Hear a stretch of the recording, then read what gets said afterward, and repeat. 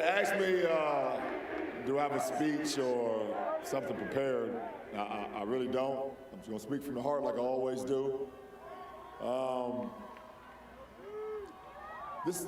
What's going on right now is still so surreal to me. It still hasn't hit me what actually happened. For some crazy ass reason, I believe like I'm gonna wake up and it's gonna be like game 4 all over again. I'm like, shit, we down 2-1 still. Like, I swear, I keep feeling that because it's so surreal. And I was talking to my wife, and I'm like, babe, we did it. Like,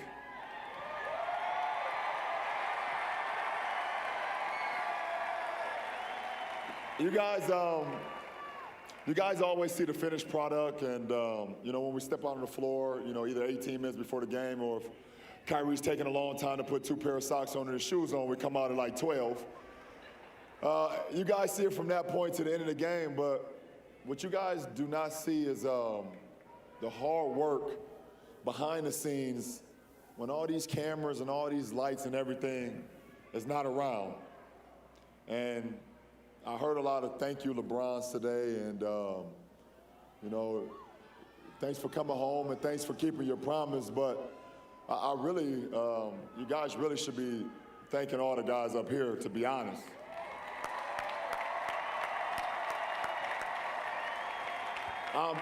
I'm just one man. I'm one man with a plan, with a drive, with determination, with will, with a belief, a strong support system at home. But I'm just one guy, and you know, I look over here and I look at Jordan McRae, a young guy that came to our team, you know, from the D League, and you know, just automatically, you know, just bought into what we wanted to do, and he was ready to do anything that we asked from him. You know, being a young guy, and to my brother JJ, that I seen a lot of things when there's like LeBron James makes 6 straight finals appearances. Well, shit, James Jones made 6 straight as well.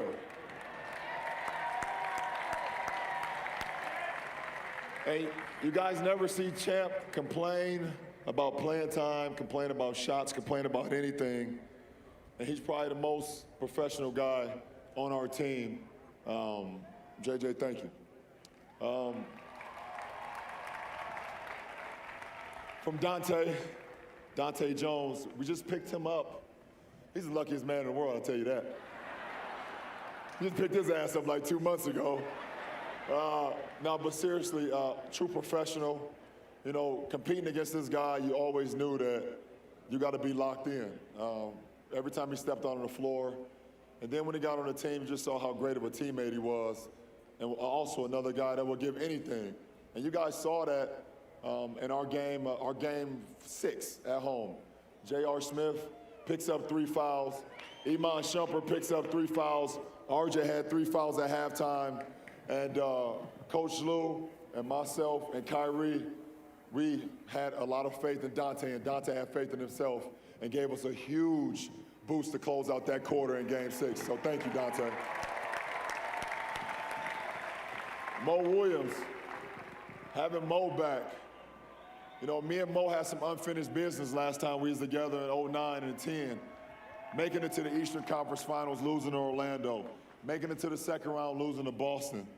And we went our separate ways. But when we had an opportunity to pick him up in the offseason, I think it was great for our team, and I'm happy to be able to share this moment with Mo, share a championship with Mo, because we had unfinished business, so thank you, Mo.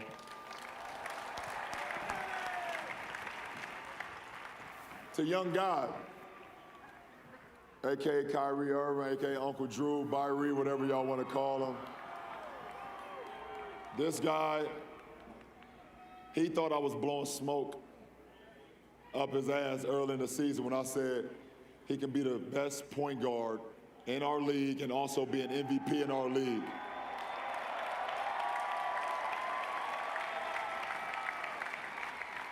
And I know every single one of y'all watched that finals. Y'all saw what this guy is capable of doing.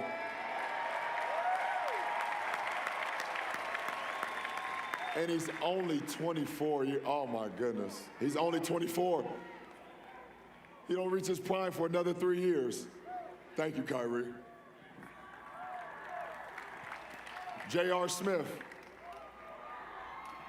You guys all heard the stories. False.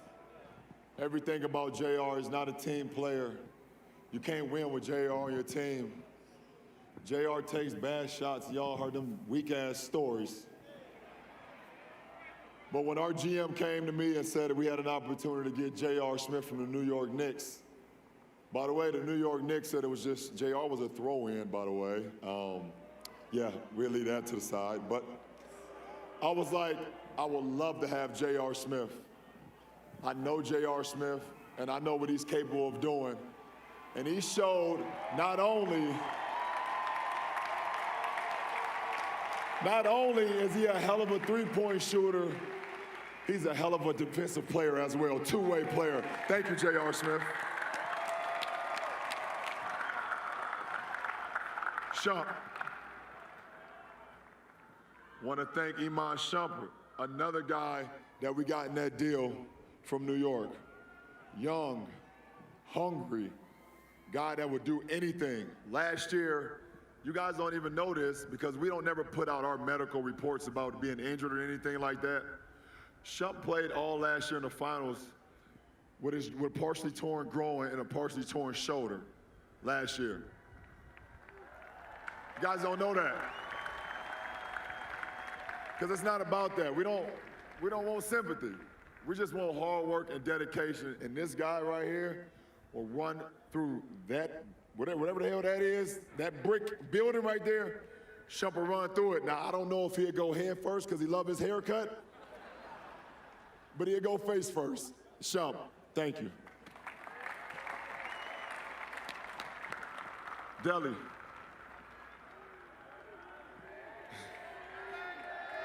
Yeah, and he deserves that.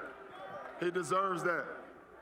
If it was a bear right here, and it was Deli right here, and I shot the ball, and I was wondering who was gonna get to the ball first, Deli would tear that damn bear up.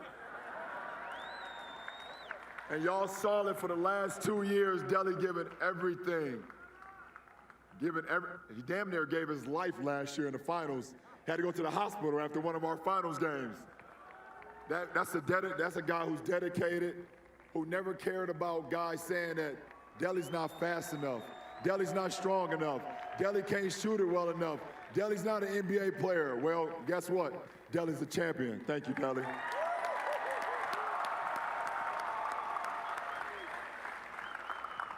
Timo, another ex-Knick.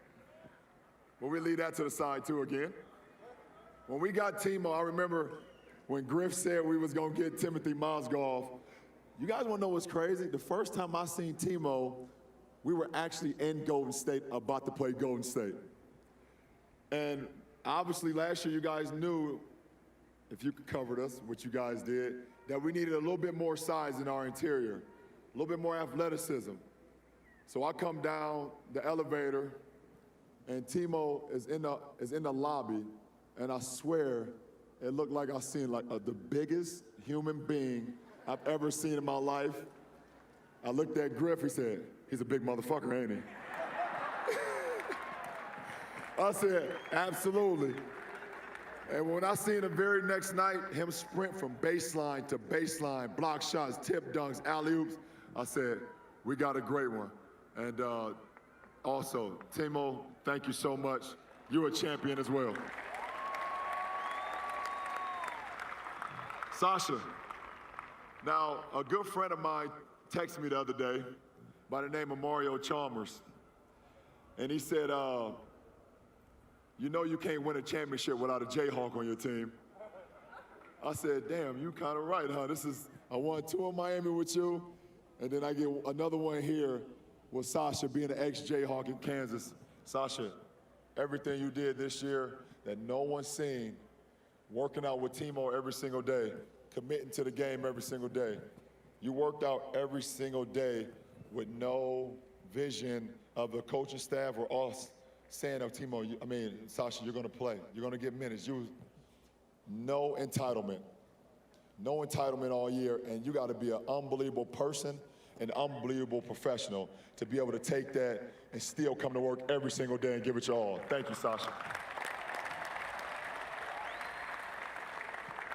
Little Kev, AKA RJ, Dick Jefferson, whatever you want to call him. You guys don't know this story either. See, I got a lot of stories, but I want to thank DeAndre Jordan, because if DeAndre Jordan did not decide to go back to the Clippers, we wouldn't have RJ on our team. You guys can Google the story. I'm not going to tell you the rest of it. But if it weren't for that guy, we wouldn't have him. And from the day one that we got RJ, I knew I finally had a guy that was playing behind me that I can trust, that I could count on. But I don't think he realized that he was going to eventually be playing 35 minutes in finals games. And that's why he said he quit the other night. RJ, man, like you said, your first 2 years going to the finals, me and you being on our Olympic team in '04, which was a shit show, finishing third, everything that you've been through in your career, I'm just happy that I was able to be a part of you winning your first championship, brother. Thank you.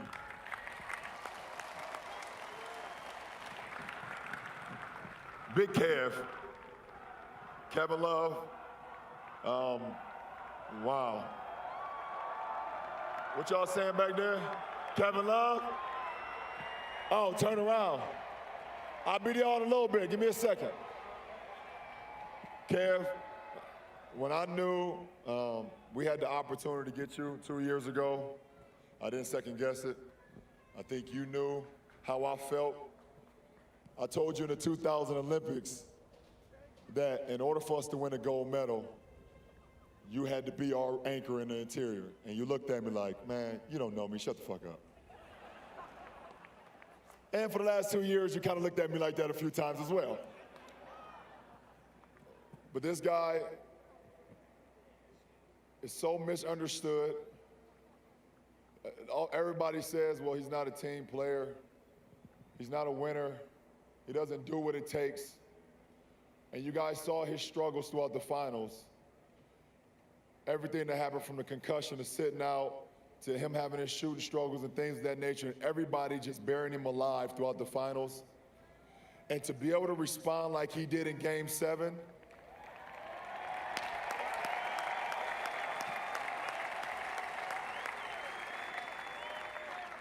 that's what real men do. They respond in their most adverse times. And we talk about the shot, we talk about the block, but the stop, I'm not saying to do, but the stop, that was on a two-time MVP, by the way. That was on a two-time MVP, we got that stop, but I'm gonna let that go. Thank you, Kev. My last two, saving my final two for my favorite guys in the world, LD and Jim. Oh, I'm just Channing. I didn't know you, man, before you got here, but I knew what you was capable of doing on the floor, and we had the opportunity to get you. I asked RJ one question. I said, what type of guy is he? He said, you're gonna love him. I said, well, bring him on. And from the day one that you got here, man, you've been nothing short of amazing, both on the floor, but mostly off the floor, man. You are one of the greatest, funniest guys in the world. And, but also you're a true professional, man. And I'm happy to be able to be along the ride to help win a championship with you. Thank you, Channing.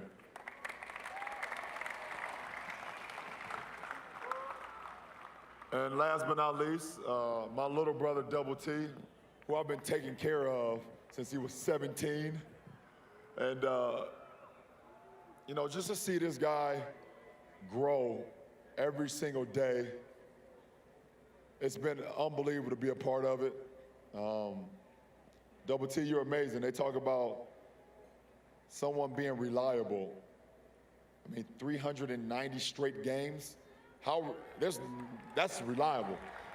Knowing when you get on the court, there's going to be that guy there every single night. That is that's a treat to have, man. And I love you, little bro, always and forever, man. I love all of y'all, man. Thanks to all of y'all, dog. I really appreciate it. So, I thank you for all the LeBron wishes and coming home wishes and all that, but I'm nothing without this group behind me, man. I'm nothing without the coaching staff. I'm nothing without the city. You guys are unbelievable, and these guys told me I got to turn around, so I'm nothing without y'all. I love all of y'all. I love all of y'all, and shit, let's get ready for next year.